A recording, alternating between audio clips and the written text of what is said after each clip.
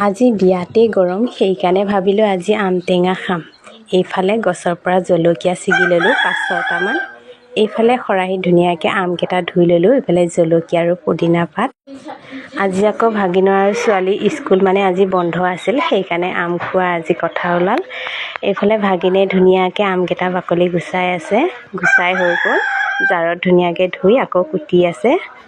আজি ভাগিনৰ মানে গালখন ফুলি আছে দেই, ছোৱালীৰ লগত হেনো কিবা এটা লাগিল। ছোৱালীও হাতা পাতা কুটি দিছে আমকেইটা। এইফালে ভাগিন বোৱাৰীয়ে চাদৰ দহি গুঠি আছে।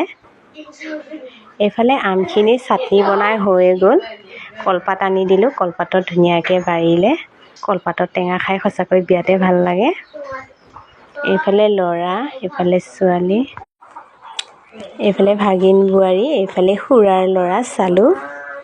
এইজনী ভাগিনৰ মুখখন এতিয়াও মানে হাঁহি মুখ ওলাই নাই, কেনেবাকৈ হাঁহি দিছে আকৌ দেই। ময়ো কলপাতখনত টেঙা লৈ মানে টেঙা খায়ে দিলোঁ। ল'ৰাই মানে নিজৰখিনি খাই আৰু মোৰখিনি মানে কাঢ়িব ওলাইছিলে, গম পাইছেনে? দুয়োটাই কাজিয়া লাগি টেঙাখিনি খালোঁ আৰু দেই।